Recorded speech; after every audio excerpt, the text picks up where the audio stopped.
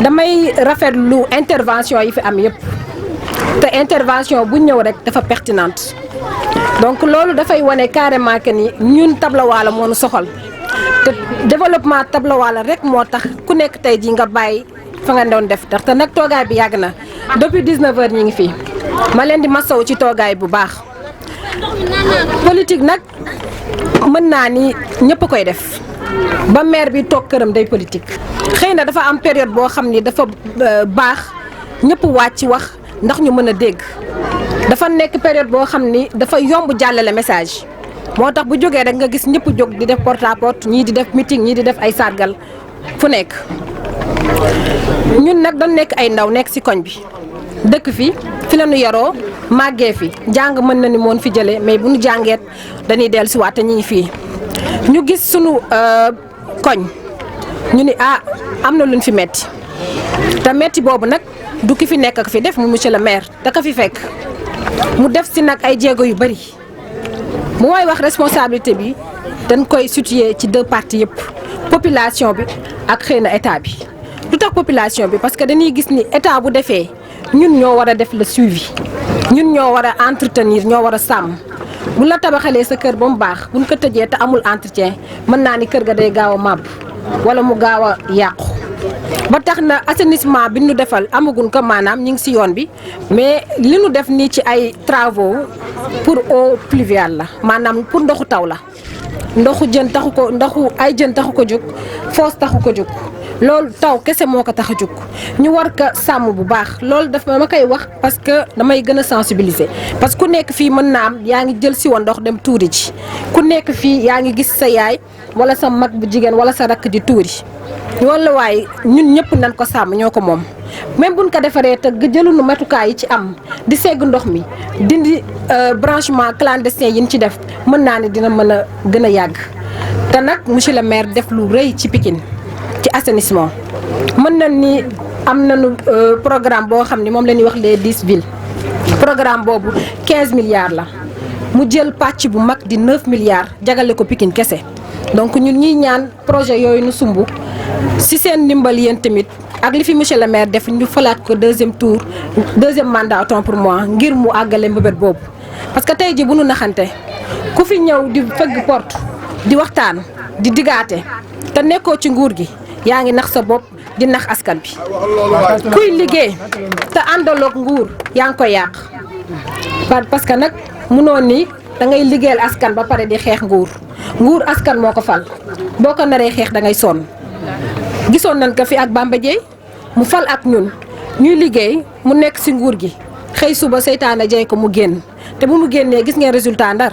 dafa gënoon dellu ginnaaw monsieur le maire ñëw tey ñëw fi defar tali dëkk bi leer na nag xëy na neewul nañ mais leer na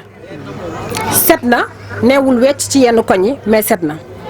xaari da ko wax léegi ni ñun rek lañu gis boobu ba léegi oto di dugg di peep man damay dem fu nekk xëy na ci Sénégal danaa toog ci ay bërëb duma dégg oto bu dul Dakar ak Ndar gi nu nekk bëriwul gox yoo xam ne danga fay dem di dégg oto boobu donc loolu di ay yoo xam ne outils yoo xam ne monsieur le maire da ko jël jagle ko waa Ndar bëri na si yoo xam ne mën nañ si jóg mais tey dañu woote woon bañ a génn ci débat bi rek ba ko campé mu doon amélioration cadre de vie ak emploi des jeunes donc amélioration cadre de vie mën naa ne ñun ñi xam ne ñoo fi dëkk ñun ñoo mën a takku booloo ndax kat booloo mooy doole. ci côté emploi des jeunes nag dama siy dem état mënul jox ñëpp liggéey état mënul ñëpp yóbbu ñëpp si bureau yi ñun suñu waru gar jeunes yi mooy ñu taxaw ak ay projet yu taxaw yu baax projet yoo xam ni buñ ci liggéeyee tey di nga si gis sa bopp di dugg nag si secteur yoo xam ni secteur yu rentable la. parce que dafa am ay activités yoo xam ni dañu saturé ci marché bi lu mel ni poulailler jeune boo gis am nga projet mun la waaw soo xoolee poulailler lay doon pour nga am écouler sa produit day jafe lool parce que ñëppay jaay ginaar léegi sa kaw ngay def sa benn kaafu ginaar dugal fa sa 10 sujet bu matee nga jaay ko def sa poche donc loolu mën naa ni mën nañu dëkk bi bëri na ay liggéey secteur yi ci Ndar bëri na mën nañ ko exploiter buñ ko gëmee mën na nekk financement yi monsieur le maire da ko génnee teg ko fi financement yi nag ñëpp a ko moom commune de Saint-Louis département de Saint-Louis mais man dama koy wax fii ci ñëpp di teew nee naa ko monsieur le maire financement yi bu génnee bul ma mere ndax Pikine moo si ëppale ndax fi laa dëkk bay sa weewi tànk nag kon nag di invité bépp jeune boo xam ni da nga pare pour liggéey am projet nga bind sa projet déposé muy jeune muy femme les groupements bàyyiwuñu kenn góor ñi nag moom dafa am limite d'âge. lii dafa am solo muy tee débat yi ndax animation politique la en même temps dana permettre ñu mën a véhiculer li nga xam ni moom la fi le maire Mansour Faye def thème bi wax nañ ko amélioration cadre de vie la jàngoro teb la waalo ñun ñëpp xam nañ ko le maire xam na ko koddu xam na ka fi lay yeewoo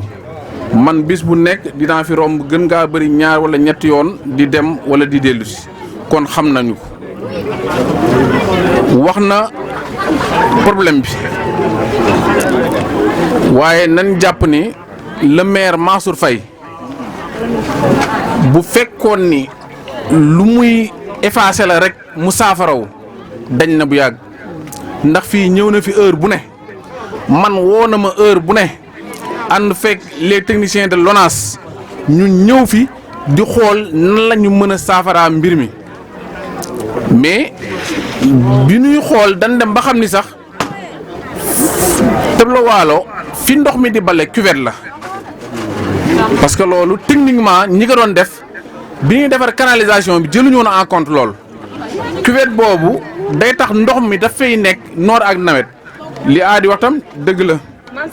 population yi am na ñoo xam ni dañu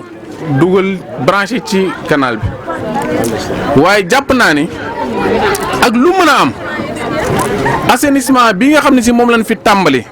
muy programme de 10 villes bi ko doon wax léegi bu àggee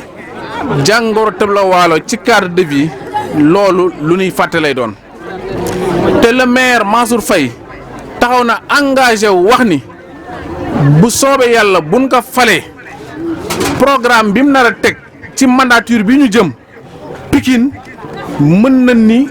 lu gën a am doole ci lu muy def Pikine lay def parce que effectivement wax ngeen ko que ça soit Diamaguène Ndiolofène Balakos Corniche foofu yëpp de assainissement am na fa def nañ pavage bi ak yooyu Pikine moo des Pikine mënuñu ko def te assainissement bi parewul dañuy wante dëgg Pikine kenn mënu fii def dara te assainissement bi parewul c'est vrai assainissement bi waroon na gën teel pare mais nit li muy bëgg ak li yàlla di def leneen la.